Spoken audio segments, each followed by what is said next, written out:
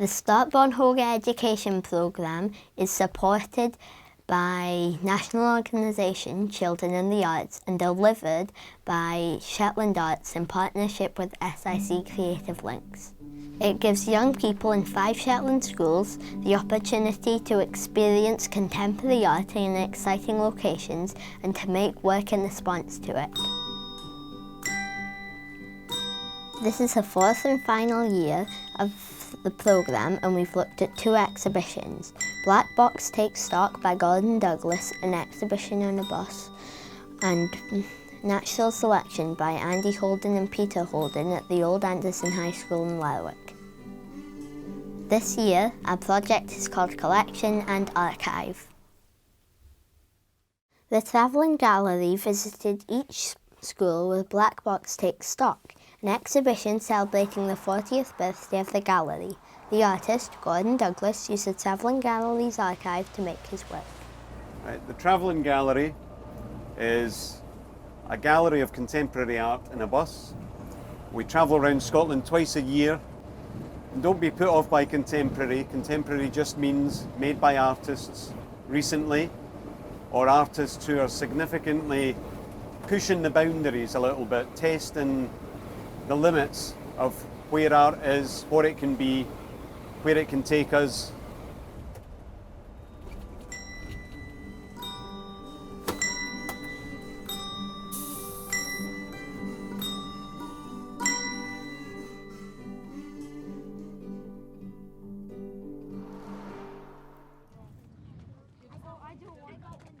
This is Mike, and this is Gordon the artist.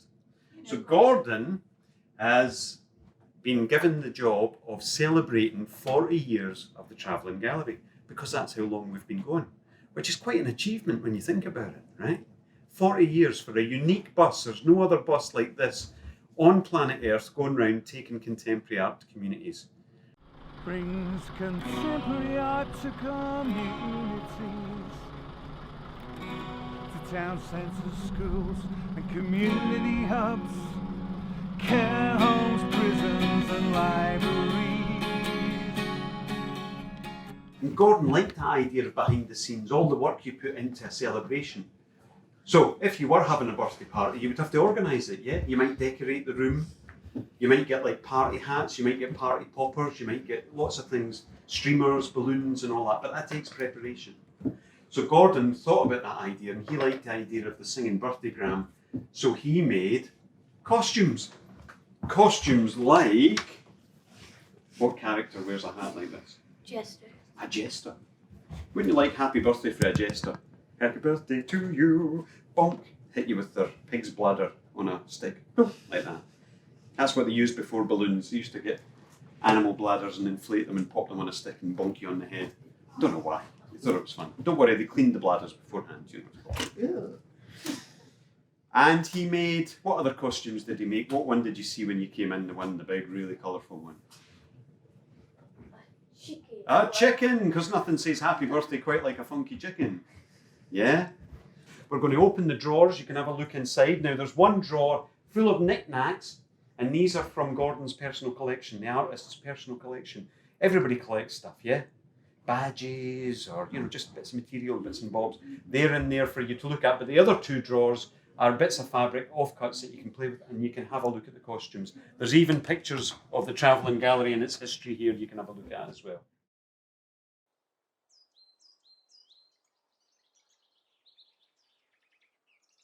Quite a long time ago that Andy came back to live at home, having left home, and during that time he hadn't been interested actually about birds when he was younger, but coming back as an adult we started talking about birds a bit, and then we noticed there was a blackbird building a nest outside the kitchen window and started talking about how birds build nests and a little bit about the science, and I realised how little actually I knew about that. We sort of started thinking about it as a subject that fell somewhere between my interest in sculpture and making things and your interest in behaviour, and started to think, what if we look at the nest in isolation as a sort of sculptural object. Audiences that come from the world of art, I think, are very appreciative of this as a different subject and a different way of looking at the natural world.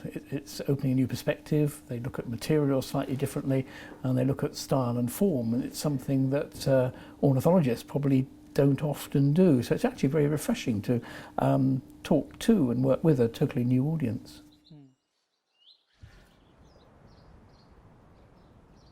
I was approached by Andy and Peter Holden to replicate several thousand eggs that were once destroyed by the law of the land because they were taken from illegal egg collectors.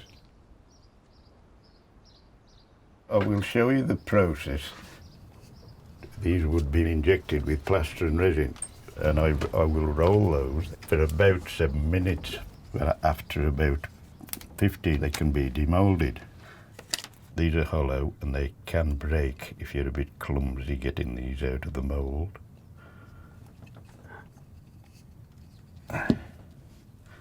That's it. There's your great oak egg. There is a line round there that can be rubbed out quite easily.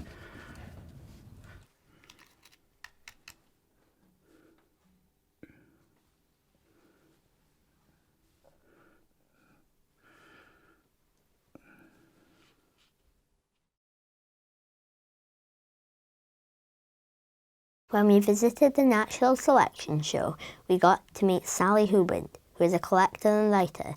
She showed us all the things she likes to collect from the beaches around Shetland, and she explained what we can learn from them about the world and our place in it. We also started to think about what we collect at home. Some of us collect football cards, coins, badges, key rings and stones. I collect sea glass. Now, here's my collection of sea glass. I'm going to need Lana to help me lift it. So,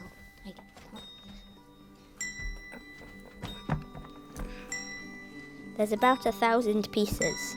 It took nearly 3 years. I do it with the family.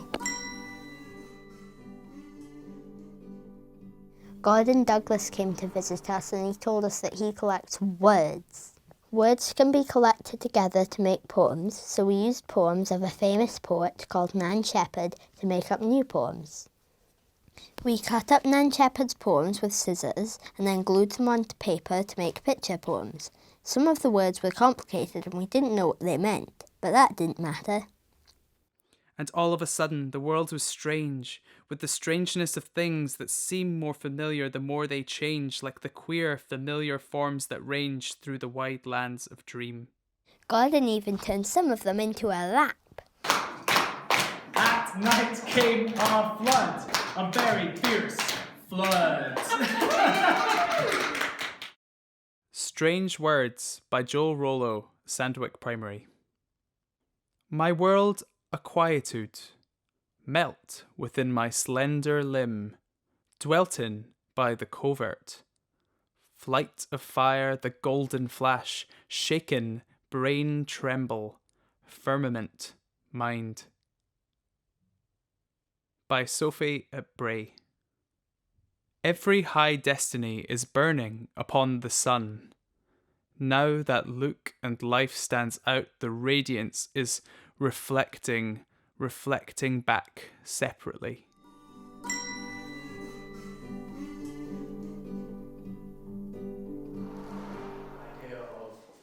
JONO'S Sandyland is an artist who works with conductive paint. He came to show us how the paint works.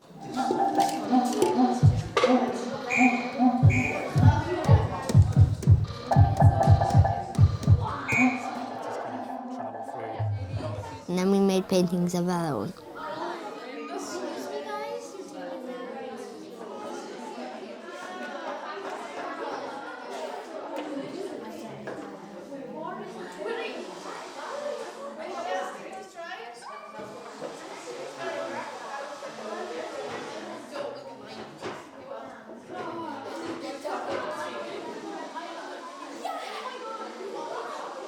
We wired them up so that when we touched them, they triggered words from our poems, spoken by Gordon. Fired. Woo! Fired. And oh. Fired. Ecstasy.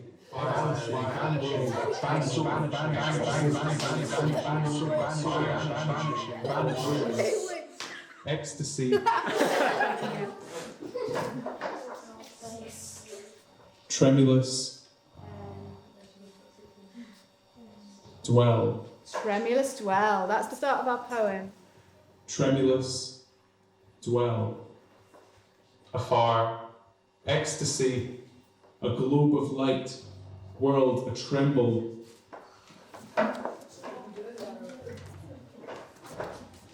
Tremulous. Dwell. Afar. Ecstasy. A globe of light. World a tremble. Gleam was air. No, there was Queer.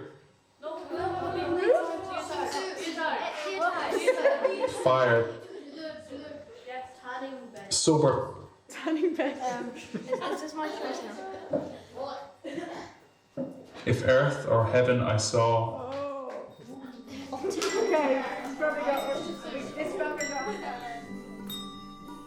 We each made a picture and model of our favourite thing, something that we would save if we could only save one thing. I drew a pencil. Now there's an exhibition of the 100 favourite things from all of us that took part in the project this year. It's become a collection in itself.